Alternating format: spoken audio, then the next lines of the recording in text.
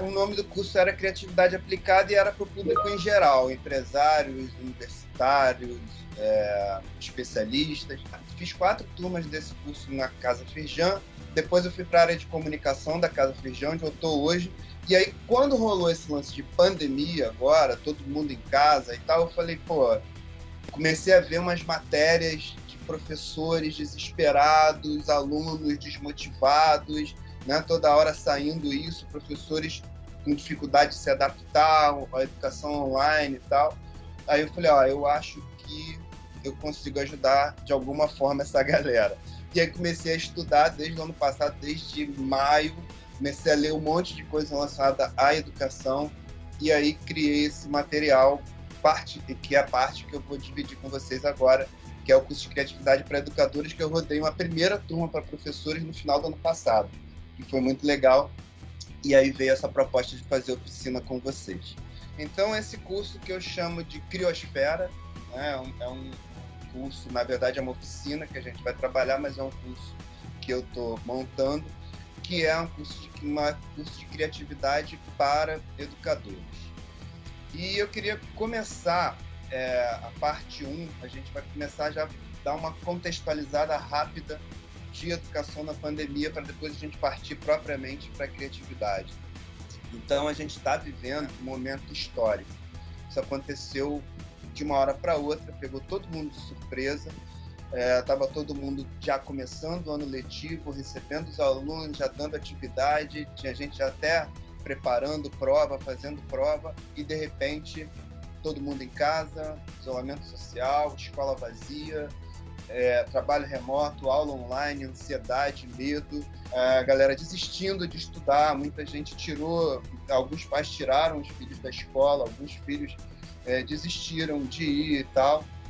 E aí eu queria mostrar para vocês essa imagem e perguntar se algum de vocês já se sentiu assim nesse período aí de pandemia, dando aula online, vocês aí, esses atores aí coloridinhos, e os alunos lá do outro lado dessa gangorra. Vocês se sentiram assim em algum momento? Eu com certeza. Foi difícil, Marcelo. Foi, né? Nossa, inúmeras vezes. Quando a gente não se sentiu assim, eu acho que essa é a pergunta. Eu ia falar isso, Guilherme. Sempre. Eu acho que foi 100%. Né? Sempre. Só com uma diferença, em vez do pessoal estar ali assistindo, nossos alunos estavam dormindo. E no presencial, vocês já se sentiram assim também? Por vezes, sim. Essa realidade da gente ter sempre que estar se virando ali, fazendo alguma coisa, porque senão o aluno ele está ali. No presencial é mais difícil porque ele está ali, mas às vezes não está, né? Ele está no celular, ele está ali, mas está com a cabeça em casa. Quem dá aula em laboratório aí está no computador mexendo em alguma coisa. Então, chamar a atenção, conquistar a atenção desse aluno é um negócio muito complicado. Então, vocês concordam? O que vocês acham? Vocês acham que o que funcionou para vocês e para os pais de vocês, a educação que vocês tiveram, aquele modelo de educação de professor, aluno, carteira, uma atrás da outra, conteúdo, trabalho, prova, ele funciona hoje? Só que o Guilherme é professor de filosofia, Marcelo. Fala aí, e volta e meia a gente reorganiza esse arranjo da sala de aula. Então, por vezes, a gente sabe que esse modelo de aluno sentado na carteira, nesse modelo que você falou tradicional, de fato, é um modelo que a gente utiliza muito pouco. Eu costumo brincar muito com os meus alunos que, nas nossas salas, nós não temos uma sala de aula, a gente tem uma ágora, como se fosse aquela ágora lá de Atenas, em que a gente faz aquelas discussões. Uhum. Então, essa reorganização da sala de aula é uma forma do aluno se ver como um participante mais ativo do que apenas um receptáculo passivo de informação. Qual o problema com as aulas expositivas? A gente vai partir disso aí para a gente começar a pensar a forma como a gente está dando a aula. Não é só você tá em rodinha, se tá um atrás do outro, mas o conteúdo mesmo, como que a gente vai trabalhar. Então eu trouxe umas pesquisas aí de alguns livros que eu venho lendo aí desde o ano passado e que são uns dados bem interessantes. Olha que doido isso. quanto mais tempo de aula, maior a sua desmotivação. Isso aí é do livro Blight. Depois eu vou deixar toda a bibliografia lá também no final. No começo da aula, os alunos estavam lá com quase 90 batimentos cardíacos por batidas por minuto. Né? Depois, no final, eles estão quase dormindo. Vai caindo, vai caindo, vai caindo. Isso foi medido durante o que a gente chama de aula expositiva. É aquela aula que o professor fala e o aluno ouve. E essa pirâmide aqui que é maravilhosa, que é interessante, que vocês também já devem conhecer, que que mede aí o percentual de absorção do conteúdo, né? Quando ele assiste uma palestra, 5%. Quando ele lê alguma coisa, quando o estudante lê alguma coisa, 10%. 20% quando a gente utiliza recursos audiovisuais. 30% quando a gente demonstra o uso imediato de alguma coisa, mas isso tudo aí, dessa primeira parte de cima da pirâmide, ainda é considerado o ensino tradicional, o ensino conteudista. E aí quando a gente vai para a parte de baixo, acima dos 50%, é quando a gente abre para argumentação, para discussão em grupo, praticar o conhecimento, ensinar o outro, né? Bota para ele, para o próprio estudante, para fazer um seminário, para apresentar alguma coisa, para ensinar o próprio colega, às vezes dentro da própria sala. Então são alguns recursos que a gente tem à nossa mão, que a gente já conhece e que a gente precisa usar cada vez mais para engajar esse cara. Faz sentido isso para vocês? Olha quanta coisa, quanta que a gente chama de soft skill, né? Quanta habilidade não técnica que a gente precisa desenvolver nos nossos jovens, nos nossos estudantes, e que a gente, em algum momento, a gente deixa desenvolver. Porque eu fiquei durante muito tempo com essa história, a gente precisa ter um processo criativo. Muitos criativos ficam fissurados nessa história de processo criativo. A gente tem que entender como é que a criatividade funciona. E aí, de um tempo para cá, eu comecei a me questionar isso. Isso funciona muito para algumas pessoas, mas, para o professor, eu acho que não é muito esse barato, processo criativo. Eu tenho que ligar a criatividade. Alguém quer falar? Alguém se considera aí um educador criativo? Pode falar, gente. Sim ou não? Sem medo. Aqui no chat, Marcelo, eles estão colocando alguns. Eles estão dizendo que tentam. A Summer, o Francis, que está sempre buscando. A Juraci já acha que não. E o Francis acha que está sempre buscando, porque tudo muda, né, à sua volta. O Romani diz que tenta, a Flávia também tenta. Legal. Mas eu ia falar mais ou menos isso, que eu tô toda a aula ali me esforçando para tentar ser criativo, e não só, eu tenho uma metodologia, né, eu parto muito das demandas dos alunos, eu gosto de ouvir o que eles têm para colocar e é dali que eu crio, entendeu? Eu não crio do nada da minha cabeça, eu crio com base no que eles mandam, no que eles falam, no que eles comentam. Muito bom, muito bom. Legal isso, né? Você recebe para depois criar, né? A gente fica atento no que está chegando para a gente, no que eles estão dando para a gente, e a partir dali a gente vai ter material. Marcelo, olha só, eu Cláudio, professor de matemática, Fala aí.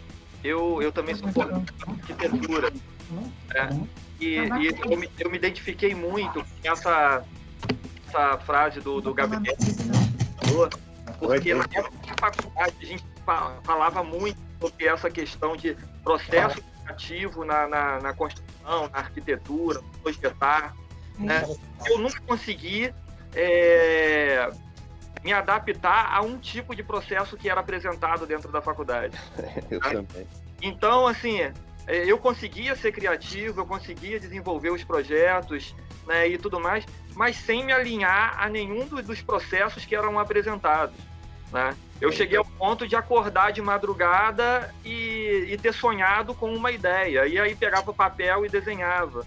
Mas às vezes eu estava indo para a faculdade e tinha uma ideia. Enfim, eu também nunca fui muito preso a essas questões. Eu sempre fui muito observador, né? Então eu olhando alguma coisa, né, eu via uma forma, eu via alguma coisa que me trazia, né, uma motivação, me trazia uma ideia, né, criativa.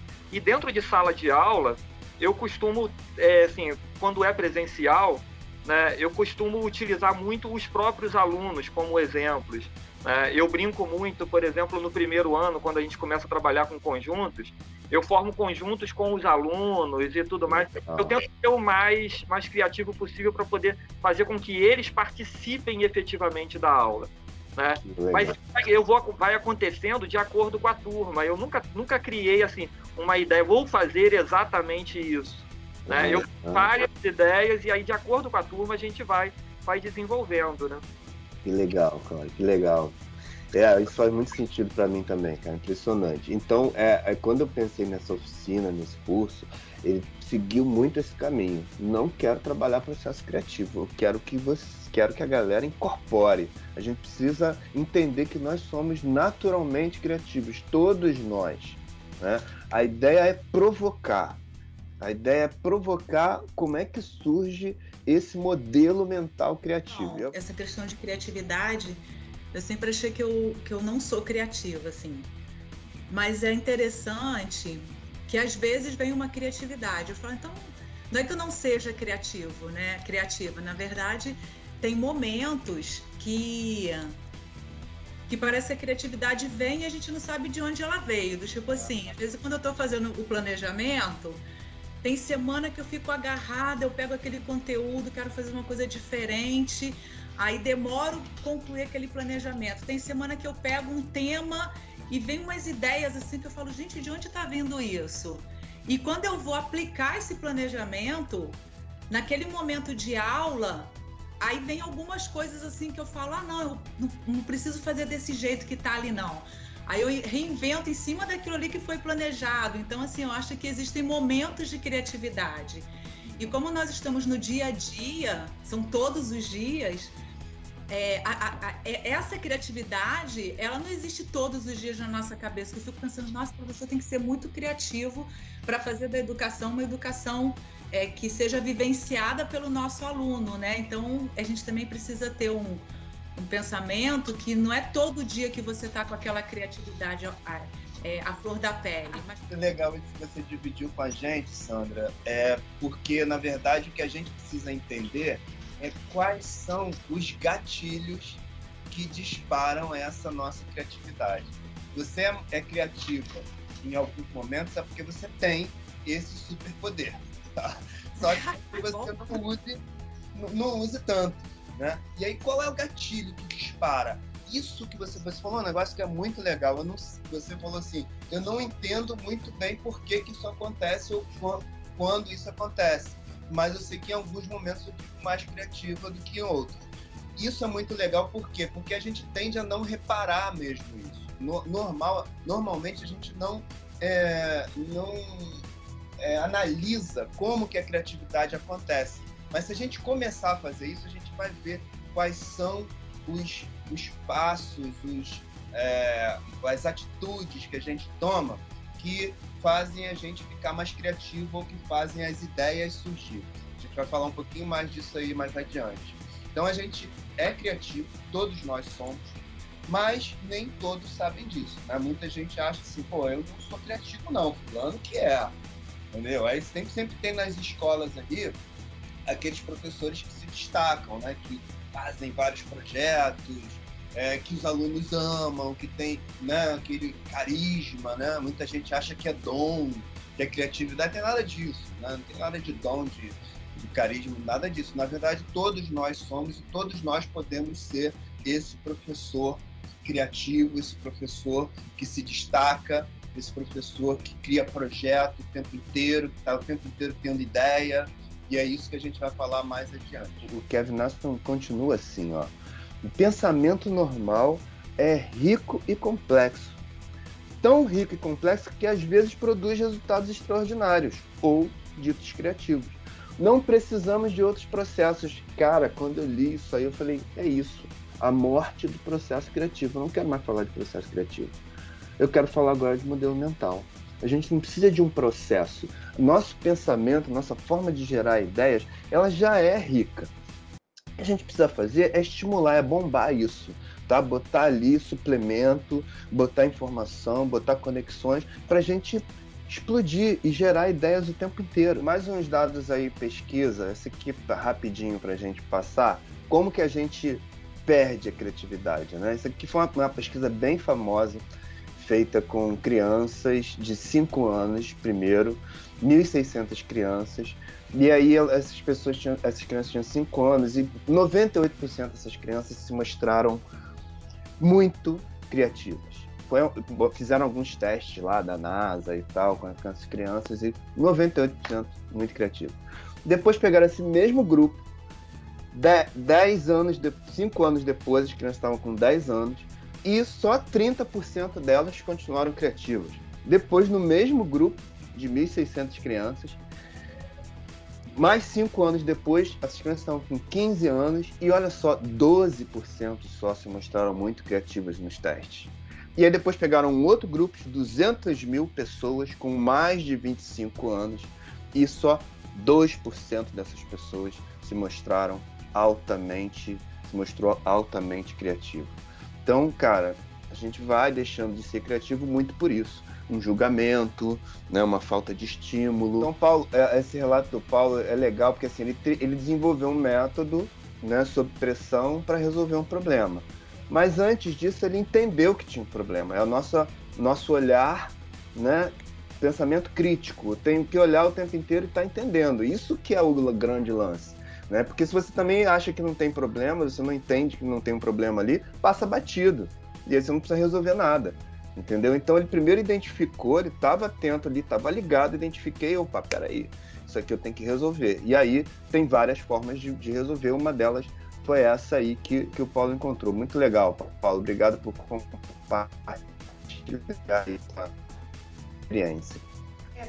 A gente lembra agora de alguns desses estudantes que chegaram para a gente completamente sem percepção mesmo até do seu valor nesse espaço de mundo, de escola. E a gente consegue identificar, mesmo nesse período pandêmico, que a gente conseguiu afetar a vida de alguns positivamente. Então, assim, legal. Eu acho que esse é um exercício que a gente precisa praticar muito, né, no nosso dia a dia, tá sempre aí no nosso radar, que é trabalhar esse currículo oculto desses que chegam até a gente, né? Exato. Boa, Marcília. E legal você chamar a atenção para isso, porque olha como é que esse dado é comprovado. Numa turma de, sei lá, 40 alunos, né? Você tem ali os que são enxergados pela turma como os criativos. Né? Na minha época de escola, eu era um desses criativos, porque eu era o cara que era escolhido para fazer a capa dos trabalhos. Né, então era para desenhar no gesso, no braço, quando o colega quebrou o braço, ele tinha que desenhar no gesso. Né, e depois você vai encontrando outras formas de expressar sua criatividade. Mas geralmente é uma minoria. E a gente precisa fazer isso que vocês estão fazendo, resgatar, fazer essa molecada entender que eles são criativos e estimular essa criatividade, estimular essas soft skills aí, adaptabilidade, criatividade, resolução de problemas, estimular isso nessa galera porque eles são capazes disso. Né? Fazer um caminho de volta e a gente não cair, às vezes, num hábito que a gente tem de quando a gente identificou aquele que é o criativo, né, que tem essa criatividade, aí a gente acaba usando mais das habilidades dele. Isso. Facilita a vida de todo mundo. Exatamente. Exatamente. A gente tem que fazer todo mundo ser criativo, né? Só ficar recorrendo a um. Boa, Marcília. O objetivo dessa oficina é começar esse movimento, estimular, provocar vocês a começarem esse movimento de sair da caixa, sair da zona de conforto e ousar, e inovar nas nossas aulas cada vez mais. Mas eu já fiquei confortável quando você falou que a criatividade é intrínseca, né? Eu acalmei meu coração, porque eu sempre fui em busca dessa criatividade, né? Que eu tinha que ter, e enfim.